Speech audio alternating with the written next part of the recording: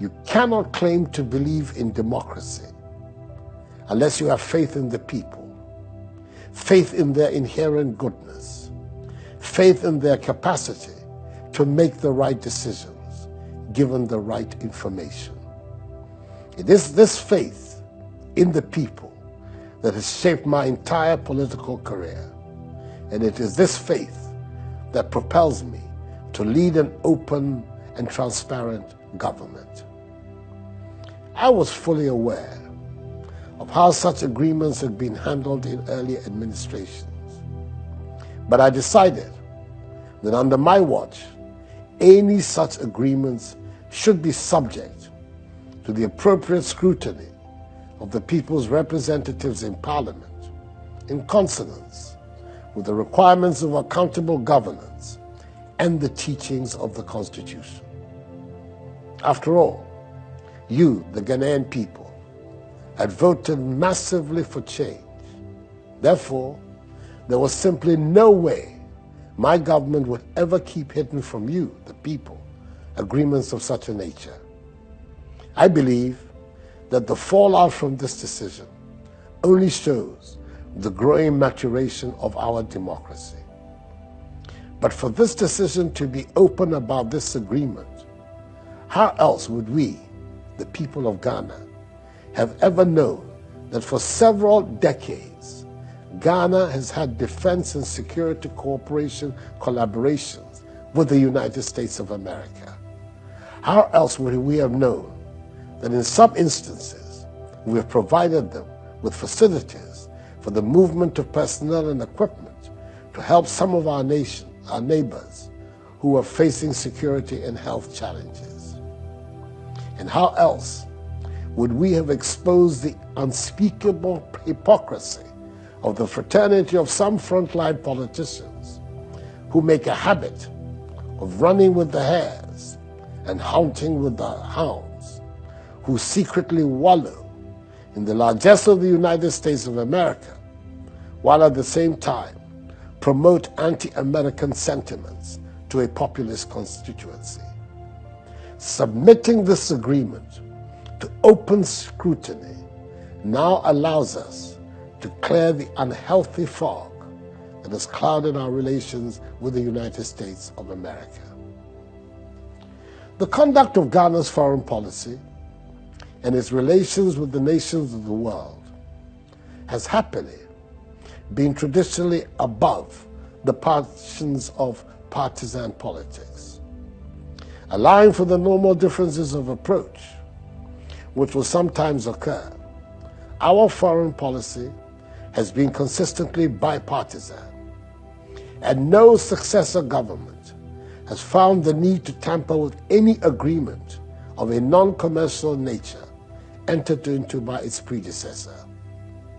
We respect the age-old norms of international diplomacy that when a country is accorded privileges and concessions to another, these are not removed or altered by a successor government, unless firstly, the conditions under which they were granted have been reversed, or secondly, there's proven evidence of abuse.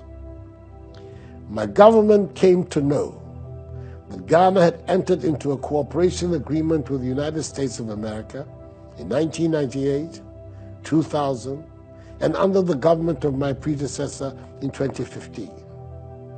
We were satisfied that the conditions which necessitated the agreement, namely the creeping threat to the peace of the region, had not disappeared. If anything, the threat had increased, and therefore the need had arisen for continuing with our cooperation. No suggestion had ever been made that the United States of America had abused any of the privileges or concessions granted under any of these agreements, and it would have thus been deemed an unfriendly act to attempt to deny them any concession granted them under these agreements. Fellow Ghanaians, above everything else, the crux of the matter is this: Ghana has built a formidable reputation for its contribution to peacekeeping around the world. Although these peacekeeping operations have always been under the aegis of the United Nations, no one doubts the fact that they have been made possible by the contributions largely of the United States of America. The cooperation agreement which has subsisted, which we have approved, can only enhance the global effort to preserve the peace in our region. It is important also to state that the conditions of the agreement mirror closely the conditions under which Ghana participated in peacekeeping operations under the United Nations. When our troops go on most peacekeeping duties, they do not carry their national passports, they carry their military identity. Quite apart from how this agreement involves the military as an institution, it is worth pointing out that virtually since independence, Ghana has had very fruitful relations with a range of foreign embassies and major international institutions. These include the United Nations, the World Bank, the International Monetary Fund, the African Development Bank, the International Finance Corporation, amongst others. All these agencies enjoy similar conditions as those which the cooperation agreement offers to the U.S. military here. No one has dared suggest that granting these foreign embassies and international institutions these concessions constituted an attack on the sovereignty of Ghana. Nor has anyone also felt that the concessions have in any way worked against the interests of Ghana. Indeed, I have no doubt that it will be the general consensus of all well-informed Ghanaians that this nation has benefited significantly from the presence and activities of these institutions over the past decades. It is clear to me that if the people of Ghana knew the conditions under which foreign embassies and our friendly international institutions operate in Ghana, nobody would have been surprised that a defense cooperation agreement would make such provisions. Such knowledge would have spared many citizens the genuine anxiety and concern they have felt about the agreement. It is my firm belief that the case for openness and transparency in our governance has been clearly demonstrated, and the argument conclusively settled by these events. But we have to take issue with the frontline politicians who have sought to mislead the people in this blatant manner, and those who, for mischievous purposes, leaked the document destined for the scrutiny of Parliament prematurely to a section of the media, who then went on to describe it as a secret document. How could a document intended for the consideration of Parliament be described as a secret document? How could anyone who has been in government and run the administration of this nation feign ignorance of the conditions under which Ghanaian troops undertake peacekeeping operations, or the conditions under which our country has collaborated with major international institutions? It is difficult to understand that such people, knowing what they do know, would go about so blatantly to confuse people and go so far as calling for the overthrow of our democracy. A democracy that has become the beacon of good governance in Africa, a democracy that has survived for a quarter of a century and encompassed even the most irresponsible episodes of ill governance in a state of unity and stability, a democracy that has provided the framework for systematic developments in our social and economic welfare and assured us of the longest uninterrupted period of stable constitutional governance in our history? Surely, this is the kind of cynical manipulation by reckless self-seekers which in the fullness of time the people of Ghana will acknowledge and condemn. And I'm sure that as the facts become clear and widely available, and as the people come to terms with the evidence, they will reject the falsehood and deliberate attempts to destabilize our peaceful country. Truth is sacrosanct.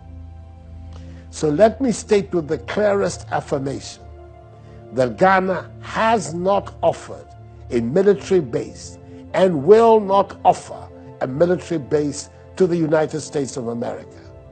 Indeed, the United States of America has not made any request for such consideration. And consistent with our established foreign policy, we will not consider any such request. However, in consideration of the realities of our circumstances and the challenges to peace in our region in our time, we have deemed it prudent to continue the cooperation agreement with the United States of America. It is our firm belief that the agreement will help enhance our defense capability and offer an important layer of support in our common effort to protect the peace in our region. Fellow Ghanaians, let me conclude by saying how outraged I am by the defamatory comments from my political opponents, some of whose patriotism can be so easily questioned, that the sovereignty of this country has been sold by my government and myself. I will never be the president that will compromise or sell the sovereignty of our country. I respect deeply the memory of the great patriots whose sacrifice and toil brought about our independence and freedom. I have stood with you, the Ghanaian people, all my adult life, fighting for our individual and collective rights. Everything I have done since assuming the great honor and privilege of serving you as President of the Republic demonstrates that I remain focused on building a self-reliant, free, prosperous Ghana, which will be able to make her own unique contribution to the growth and development of Africa and the world.